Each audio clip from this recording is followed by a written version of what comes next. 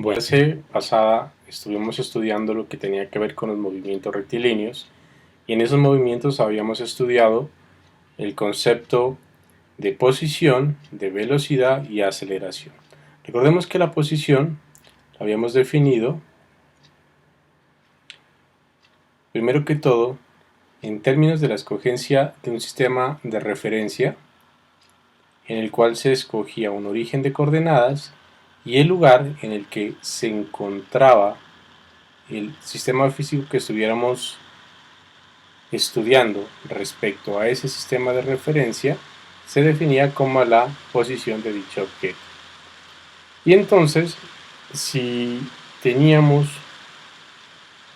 que la posición del mismo cambiaba en cierto instante de tiempo, implicaba que se definía la velocidad como el cambio de la posición respecto al tiempo, la que para cambios temporales tendiendo a cero, nos lleva al concepto de la derivada, se definía como la variación de la posición respecto al tiempo, y de forma análoga hacíamos lo propio para la aceleración, con una variación de la velocidad respecto al tiempo, que en el caso límite es la derivada de la velocidad con respecto al tiempo.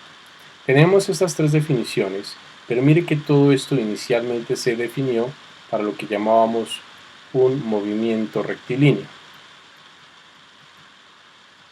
dentro del cual estudiamos dos casos particulares, que eran el caso del movimiento uniforme y el caso del movimiento uniformemente acelerado. Recordemos que en el primero se trabajaba bajo el argumento de que la velocidad es constante, mientras en el segundo se trabajaba bajo el argumento de que la aceleración era constante, y bueno, todo eso derivó a las ecuaciones de movimiento que nos permitían resolver los problemas que vimos en los ejemplos y que ustedes deben estar resolviendo en los talleres que se les envió a clase. Ahora bien, la temática que miraremos en este video es la siguiente. Trabajaremos el movimiento curvilíneo. Para ello vamos a considerar lo siguiente. Imagine que tenemos un sistema de referencia. Vamos a dibujar un eje vertical y dos ejes horizontales mutuamente perpendiculares,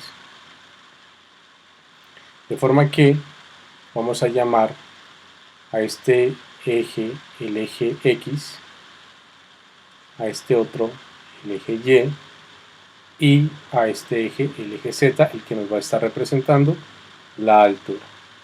Posteriormente, imaginemos que tenemos un objeto que se está moviendo según una trayectoria cualquiera en ese espacio tridimensional. Por ejemplo, puede ser una trayectoria así. Y yo voy a considerar dos instantes para ese movimiento. Pensemos, por ejemplo, que nuestro objeto inicialmente se encontraba en una posición tal que su vector de posición era este, por ejemplo. Y posteriormente se va a encontrar aquí. Entonces tenemos un vector R1 que me describe la posición del objeto en un instante que puedo llamar T1, y un vector R2 que me describe la posición del objeto en un instante posterior T2.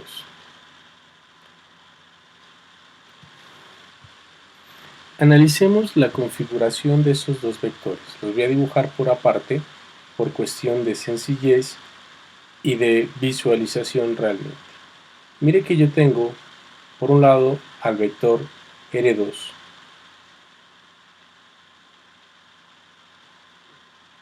y por el otro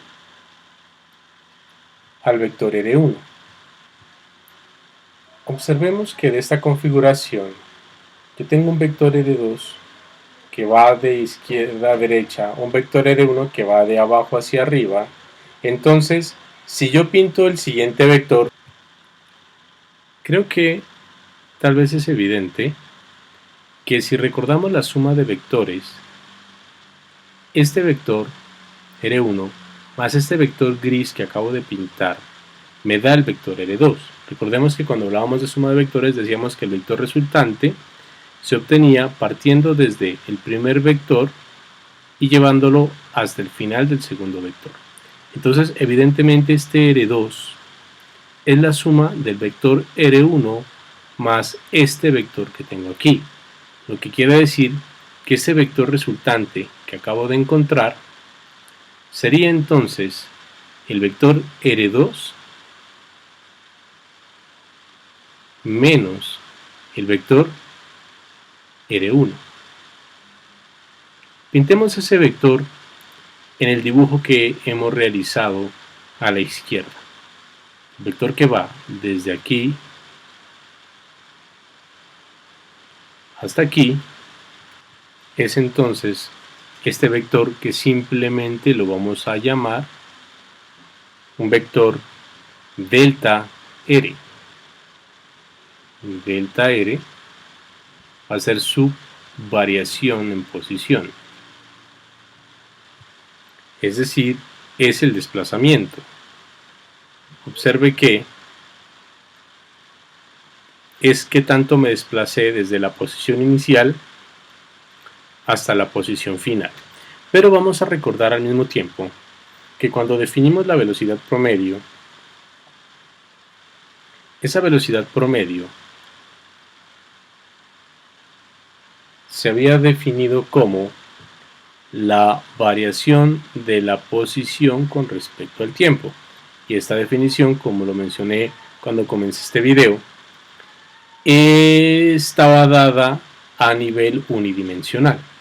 Si nosotros queremos generalizar esta definición, yo puedo decir entonces que la velocidad promedio, vectorialmente hablando, viene siendo igual a la variación de la posición, en este caso es promedio, entonces viene siendo igual a la variación del vector posición en el intervalo de tiempo en el que se dio dicha variación. ¿Sí? Observe que este resultado es muy importante porque nos está diciendo que la velocidad es proporcional a esa variación y además nos implica el hecho de que siendo el tiempo un número, o sea, un escalar, y por definición un instante t2 siempre va a ser posterior a un instante t1, lo que implica que t2 siempre es mayor a t1, hace que, vamos a escribirlo, delta t siempre es positivo. Y mire que si delta t siempre es positivo, quiere decir que el vector velocidad siempre va a tener la misma dirección que el vector delta r. Me refiero al vector velocidad promedio. ¿Eso qué quiere decir? Que en nuestro esquema, delta r es el vector que da la diferencia entre r2 menos r1. Si vamos a nuestra gráfica, implicaría entonces que este vector gris que he pintado aquí es el vector delta r. Y lo que yo le estoy argumentando a usted es que el vector velocidad debe ser proporcional a delta r, lleva la misma dirección que delta r, por esa ecuación que está enmarcada en el recuadro verde. Lo que quiere decir que en este punto mi velocidad llevaría la misma dirección que está llevando el vector delta r. O sea que aquí tendríamos la velocidad promedio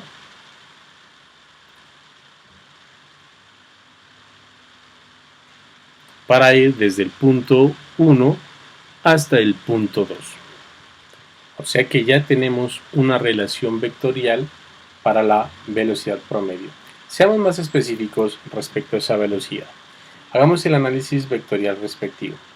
Si yo sé que tengo un vector posición que ahora lo estoy determinando por medio de la letra r, pero recordemos que es un vector, este vector tiene coordenadas. porque es un ente tridimensional. Entonces va a tener una coordenada en el eje X, en dirección unitario Y, más una coordenada en el eje Y, en dirección unitaria J, más una coordenada Z en dirección unitario K, donde estos tres vectores son los vectores direccionales de los ejes coordenados. Entonces determinemos ahora qué vendría siendo el vector velocidad. Mire que el vector velocidad, primero que todo, por ser un vector, va a tener una componente en X, que estaría dirigida también a lo largo de Y, más una componente Y, que estaría dirigida a lo largo de J, más una componente Z, que estaría dirigida a lo largo de K. Pero nuestra definición de velocidad viene siendo esta, o sea que tenemos que unir estas dos relaciones, su carácter vectorial con su carácter de velocidad por definición.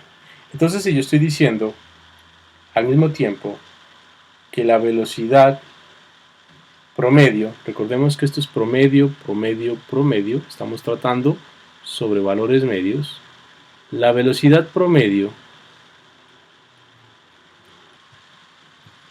es igual a delta R sobre delta T.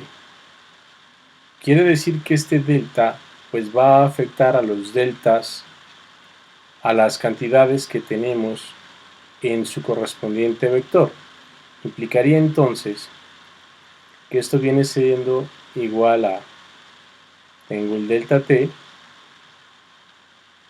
y delta R es delta X en dirección Y, más delta Y en dirección J, más delta Z en dirección K.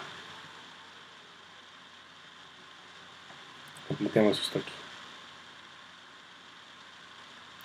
Entonces, yo puedo operar esto. Recordemos que mirábamos que para los vectores, cuando se tiene el producto de un escalar con un vector, él entra a afectar a cada uno de los términos que lo componen. Implicaría entonces, para finalizar este cálculo que tengo aquí, que el vector velocidad promedio viene siendo igual a delta X sobre delta T en dirección Y, más delta Y sobre delta T en dirección J, más delta Z sobre delta T en dirección K. Pero vamos a comparar estos dos resultados que los voy a enmarcar en recuadro. Por un lado he dicho que la velocidad por ser vectorial debe tener este comportamiento, y por el otro, por la definición, la velocidad debe ser así. Eso quiere decir que si nosotros unimos este resultado ahora con este que tengo acá,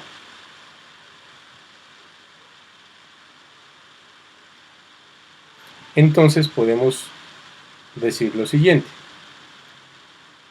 que la componente X de la velocidad, la componente X promedio, es igual a delta X sobre delta T, la componente Y promedio es igual a delta Y sobre delta T,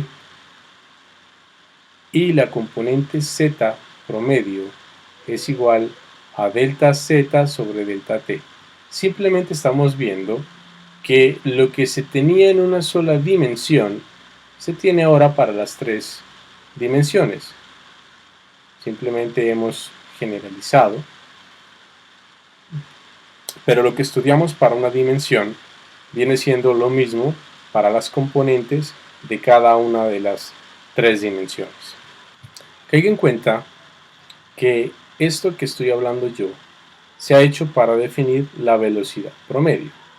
Pero entonces ahora cabe hacernos la pregunta, ¿cómo vamos a definir lo que vendría siendo la velocidad instantánea?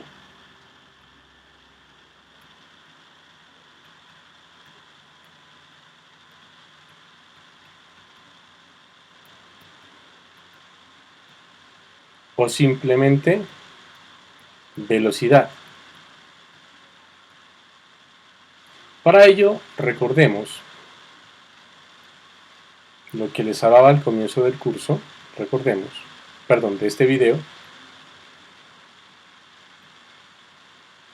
que cuando estábamos en el caso unidimensional, la velocidad instantánea, que simplemente es v, la definíamos como el límite cuando delta t tendía a 0 de la velocidad promedio, que básicamente era igual al límite cuando delta t tiende a 0 de delta x sobre delta t.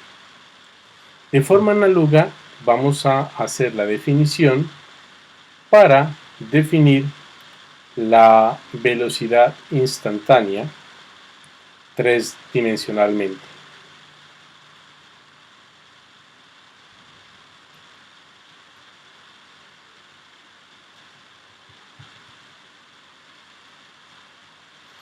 Y quiero mi velocidad instantánea, que simplemente la llamo v, pero por ser un vector debe tener el símbolo que determina que es esa entidad, va a ser entonces definida como el límite cuando delta t tiende a 0 de el vector velocidad promedio.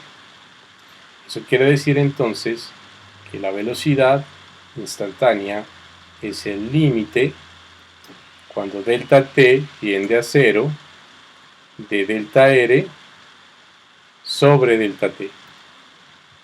Pues bien, si ahora tenemos en cuenta que cuando hacíamos la definición en términos de los límites, esto que teníamos acá simplemente era igual a la derivada de x con respecto al tiempo. Esto evidentemente va a ser igual a la derivada del vector posición con respecto al tiempo. Por lo tanto, el vector velocidad va a ser igual a la derivada del vector posición con respecto al tiempo. Y ahora usted se preguntará entonces, ¿cómo va a derivar un vector?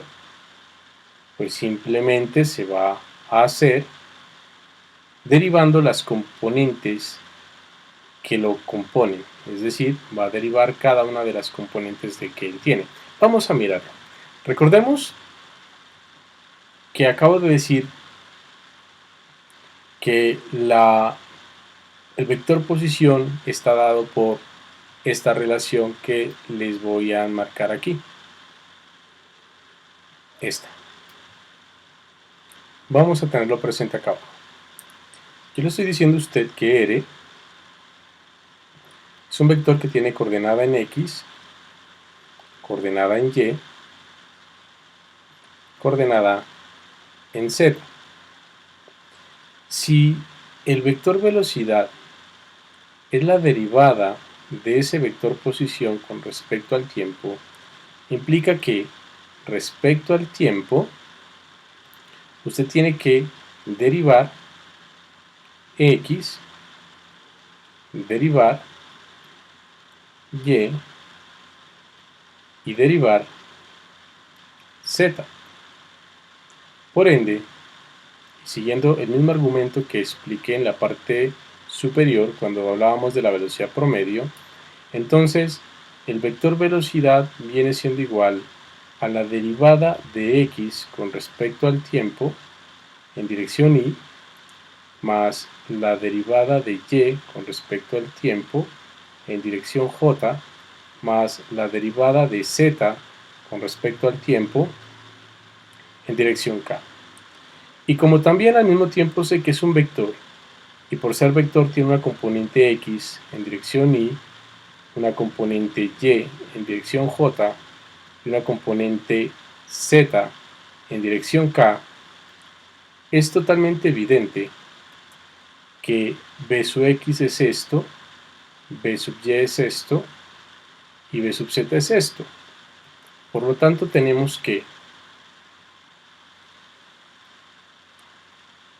b sub x es la derivada de x con respecto al tiempo, que eso ya lo teníamos. B sub y es la derivada de y con respecto al tiempo.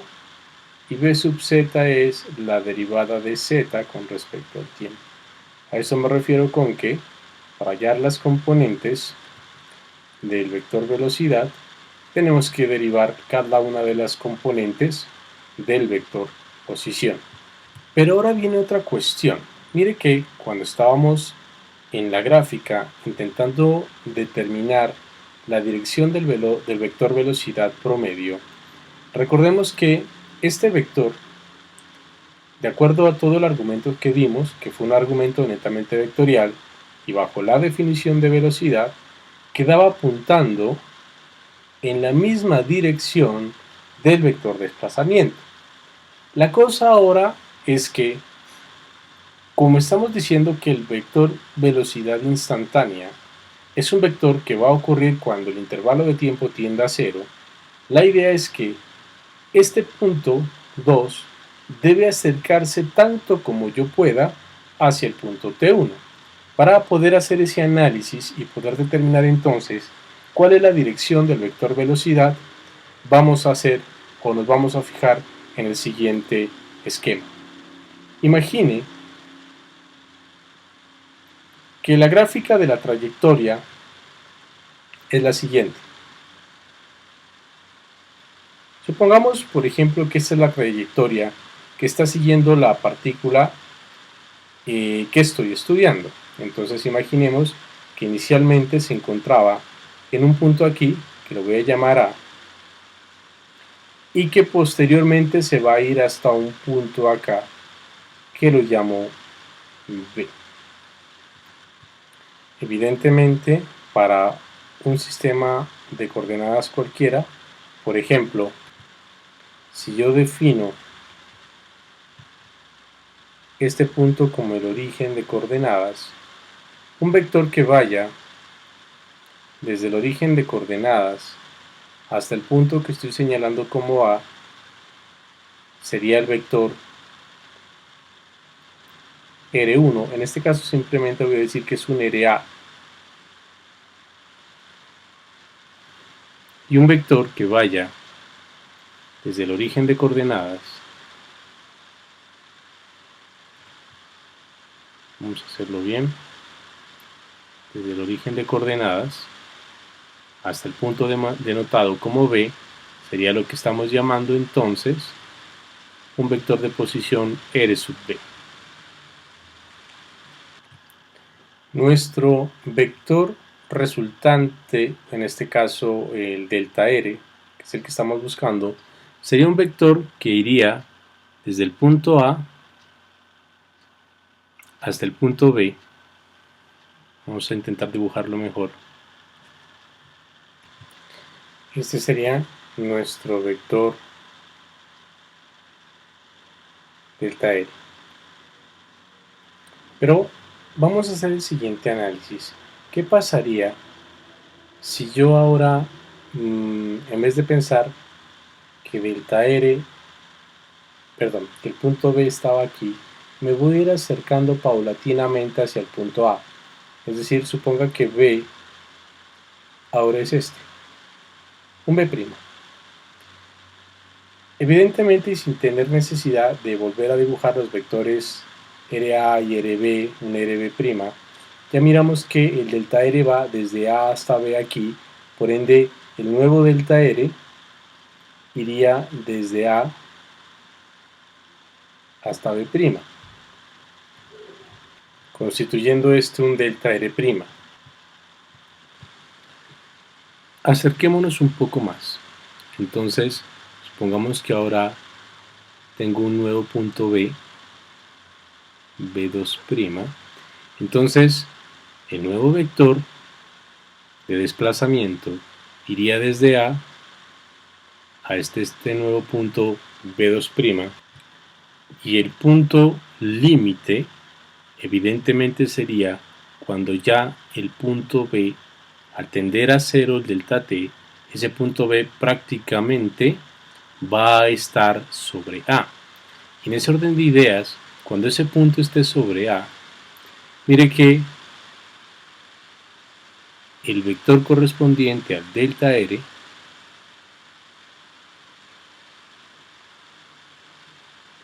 sería un vector que va a estar tocando a este punto solo, o más bien, a esta curva solo en ese punto. Este sería el vector delta r cuando delta t tiende a 0. O sea que este sería el delta r que en principio estoy buscando. Y cuando delta t tiende a 0, delta r entonces se transforma en un diferencial de r. Mire que si tengo presente lo que veníamos hablando de que la velocidad instantánea es la derivada de r con respecto al tiempo, dado que el diferencial temporal siempre es positivo, va a implicar que la velocidad instantánea siempre es paralela al vector de r. Pero de mi análisis geométrico, yo estoy mirando que dr siempre es tangencial al punto en donde se está estudiando en ese instante el objeto físico. Eso quiere decir que este vector debe ser paralelo al vector velocidad. O sea que el vector velocidad, vamos a pintarlo aquí un poquito más grueso, es paralelo al vector de r. Por lo tanto, la velocidad siempre es tangente a la curva en un punto. Miremos unos cuantos ejemplos para que entendamos la idea de lo que estoy hablando. Imagine que yo tengo una curva con una forma totalmente general. Y entonces yo quiero determinar cómo es el vector velocidad en puntos diferentes.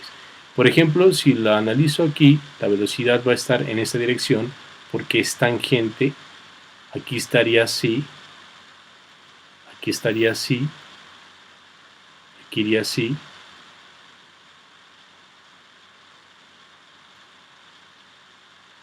Siempre apunta de forma tangente a la dirección de la trayectoria, donde evidentemente aquí, por ejemplo, se tendría una velocidad en un instante 1, en un instante 2, en un instante 3, en un instante 4, pero siempre es tangente a la trayectoria. Observe que, por ejemplo, en el caso de un movimiento circular, si usted tuviera, qué sé yo, una circunferencia, e imaginemos que el radio de la circunferencia va pues desde el centro hasta su perímetro, y esto es r, y quiero determinar la velocidad en diferentes puntos.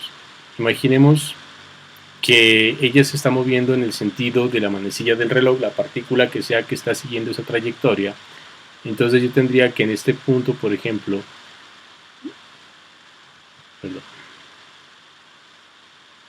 aquí la velocidad es tangente, si la miro aquí la velocidad es tangente, si la miro aquí la velocidad es tangente, si la miro acá la velocidad es tangente. Entonces, por ejemplo, me estaría dando cómo es el recorrido, y en cada punto puedo observar que la velocidad, por ejemplo, al ser tangente también va a ser perpendicular al vector r.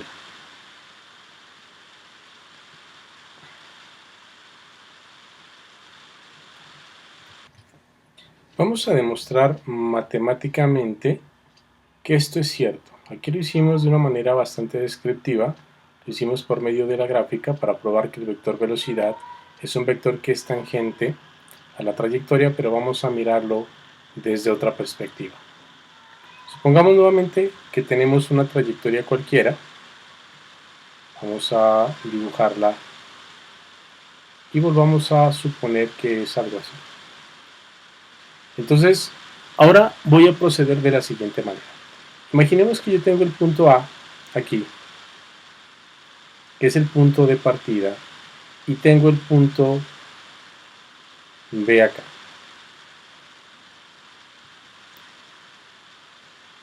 La diferencia delta R ya aprendimos que es el vector que va desde A hasta B. Es un vector que parte en A y que va a llegar hasta B. Esto es lo que nosotros llamamos simplemente delta R.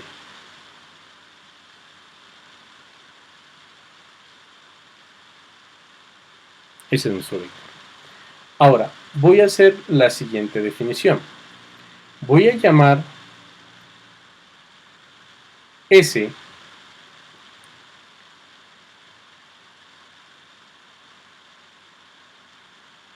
a la trayectoria que va desde el punto A hasta el punto B, pero sobre la trayectoria. Es decir, podríamos decir que S es la distancia recorrida. El código delta R es el desplazamiento.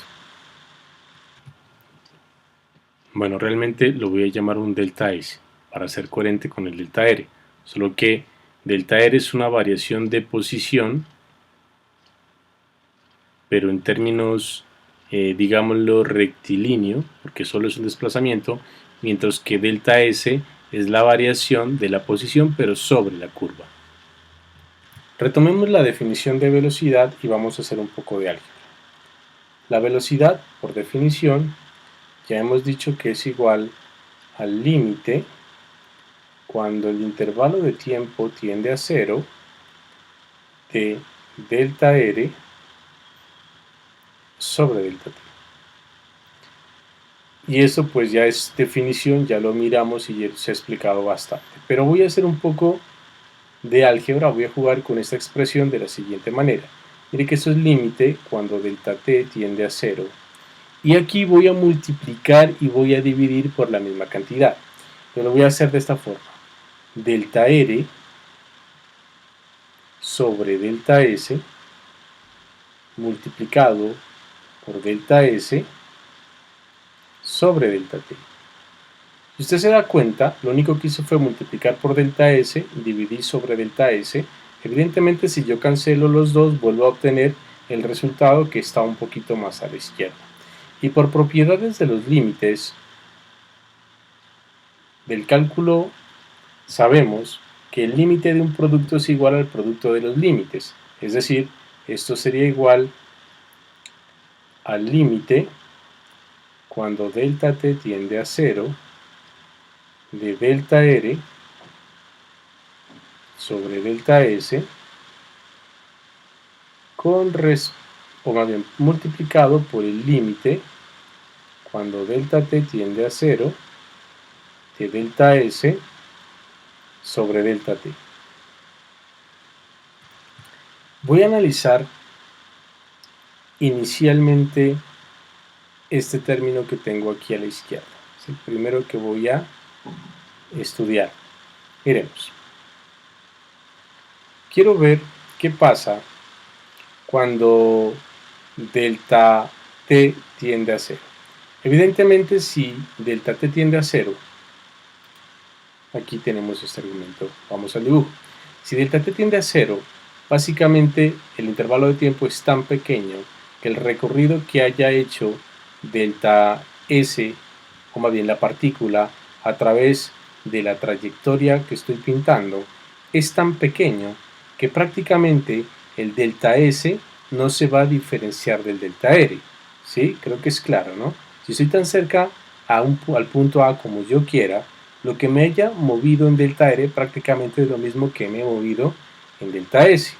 Eso quiere decir que, primero, cuando delta T tiende a 0, va a implicar que delta S tienda a 0 y al mismo tiempo quiere decir que delta S prácticamente coincide con la magnitud del vector delta R. Lo que quiere decir, entonces, que si yo tengo la relación delta R sobre delta S, es como tener delta R sobre la magnitud de delta R.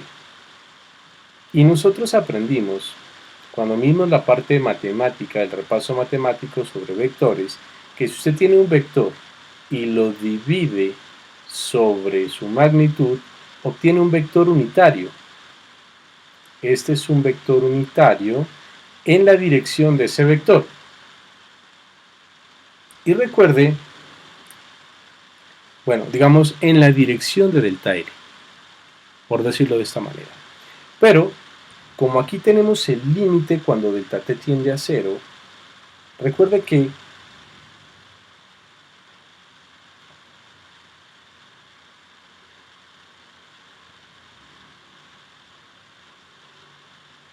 vamos primero a escribir esto, que sería límite cuando delta t tiende a 0 de este vector u delta r.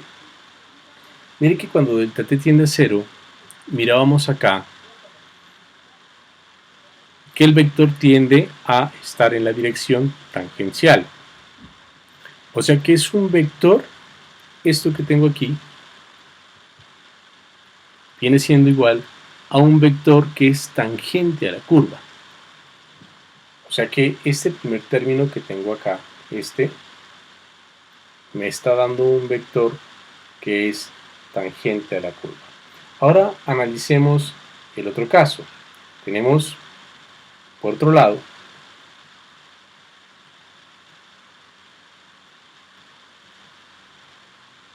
el límite cuando delta t tiende a 0 de delta s sobre delta t. Esto viene siendo igual simplemente a la derivada de s con respecto a t. Pero la derivada de s con respecto a t, tendiendo a ser infinitesimal, es que tanto yo me acerco aquí. O miremoslo acá.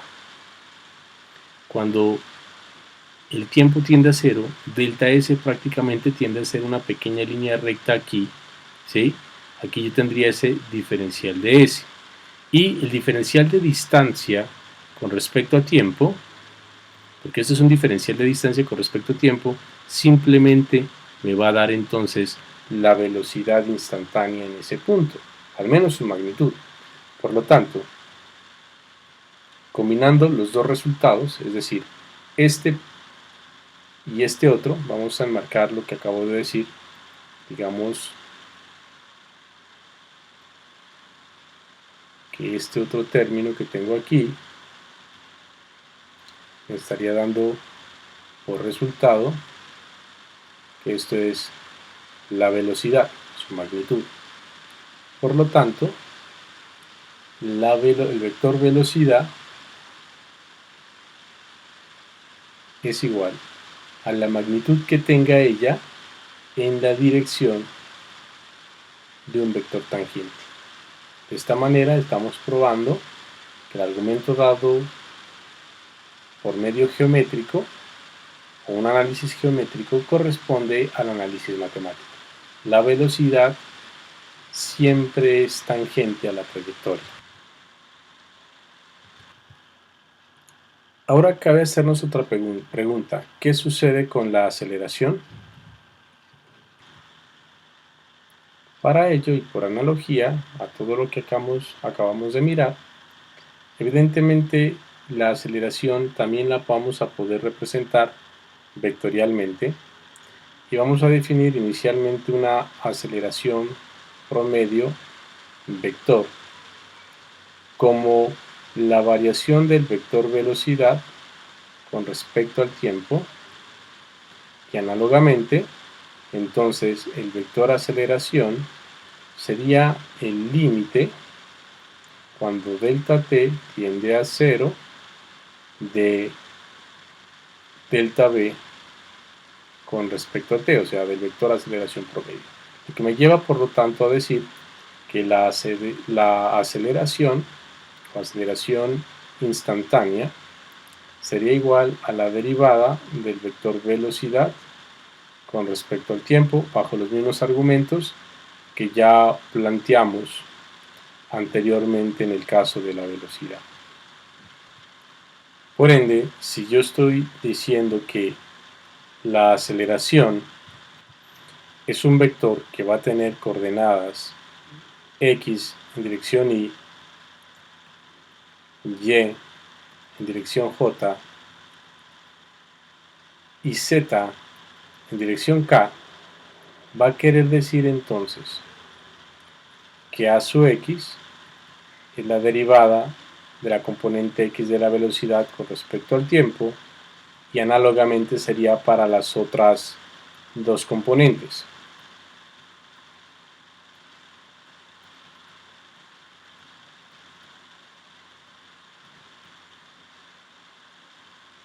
Pero así como la velocidad tiene su sentido geométrico, es decir, a todo lo que hemos hablado, que ella es tangente a la trayectoria, ¿será que la aceleración también lo es?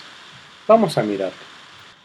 Supongamos que la trayectoria es esta que estamos visualizando en este momento en la hoja, y que en el instante inicial la partícula se encontraba aquí en el punto A con una cierta velocidad que será v sub a, y luego con otra velocidad en el punto B que llamaremos v sub d. Observe que lo que ha sucedido es que la dirección de la velocidad y posiblemente su magnitud han cambiado. Lo que queremos entonces es determinar cómo será el vector delta v, que corresponderá a la diferencia v sub b menos v sub a. Voy a hacer el dibujo de los dos vectores por aparte para hacer el análisis respectivo. De forma análoga al análisis realizado anteriormente, el vector que va de aquí hasta aquí, podemos observar que corresponde a la suma que se tendría para obtener a v sub b. Mire que v sub a, vamos a mirarlo, creo que aquí, así se alcanza a notar el cursor. Si este es v sub a, le sumo el vector azul, me va a dar el vector v sub b. Eso va a implicar entonces que ese vector azul viene siendo igual, este aquí, a v sub b menos v sub a, que es el vector que estoy buscando. Es decir, este es el vector delta v que yo quiero encontrar. O sea que si yo trato de copiar este vector,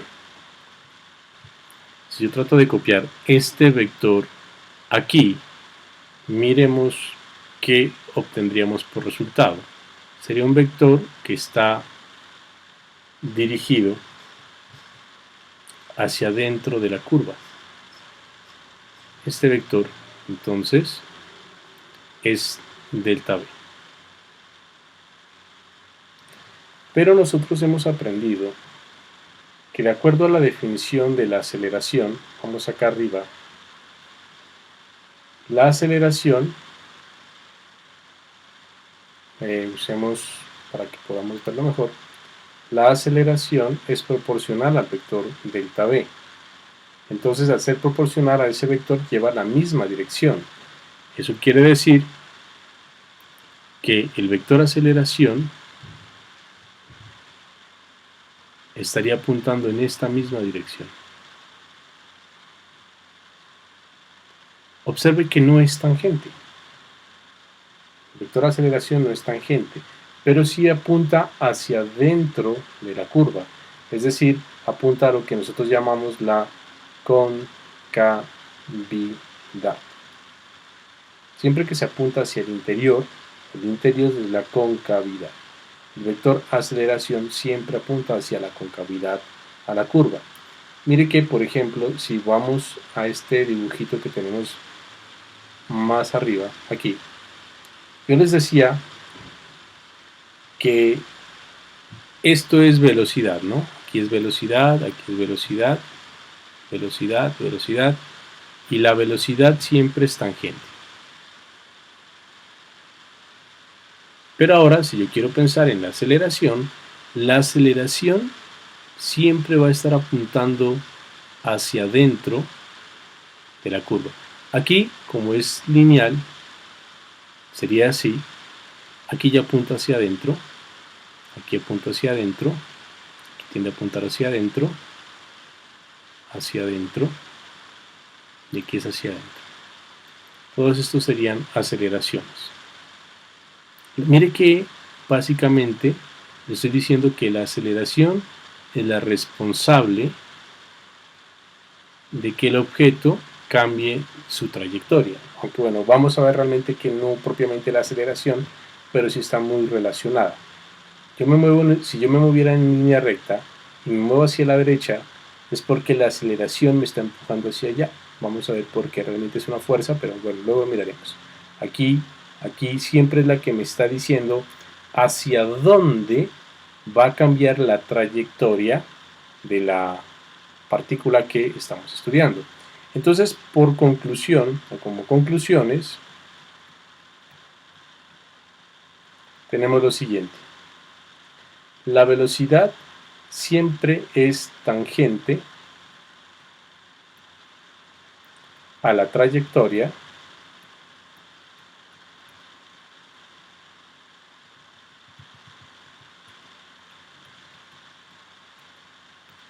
mientras que la aceleración siempre apunta en dirección de la concavidad. A esa trayectoria. Ahora, si de pronto hay alguien que no entiende el concepto de cóncavo y convexo, vamos entonces a dar una idea. Si yo pienso en un movimiento curvilíneo, mire que este objeto es como si fuera parte de una circunferencia, esta sección de la trayectoria es como si hubiera una especie de radio de giro de una circunferencia, ¿no?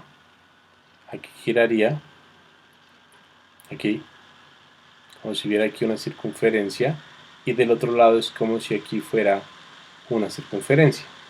Entonces, de ese otro lado es como si el radio estuviera por aquí, como si fueran dos circunferencias unidas, como si fuera un R, como si fuera un R. La cuestión es que la perspectiva, dependiendo de dónde está el punto que me sirve o lo llamamos centro de curvatura, hacia la curva que se está curvando en torno al centro de curvatura, vamos a decir que donde está el punto de curvatura es la parte interna, o sea que acá sería la parte interna, y lo que se encuentra al otro lado es la parte externa. Esta es la parte externa. Visto desde esta manera,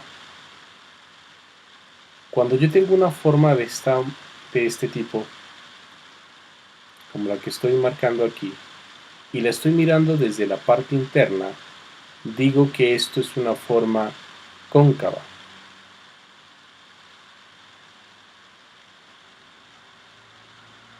O sea que acá sería cóncavo del otro lado.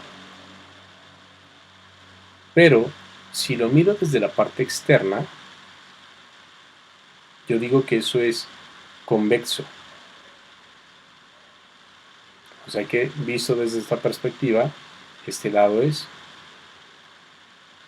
convexo. Acá, este lado sería convexo. Por ejemplo, si usted mira a una persona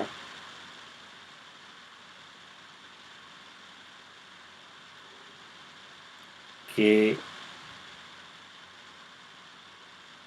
le gusta comer mucho y tiene su barriguita, usted esa barriga la vería como algo convexo. A una mujer embarazada, tu barriguita es convexa. Pero si por ejemplo usted es un muy buen atleta y hace mucho ejercicio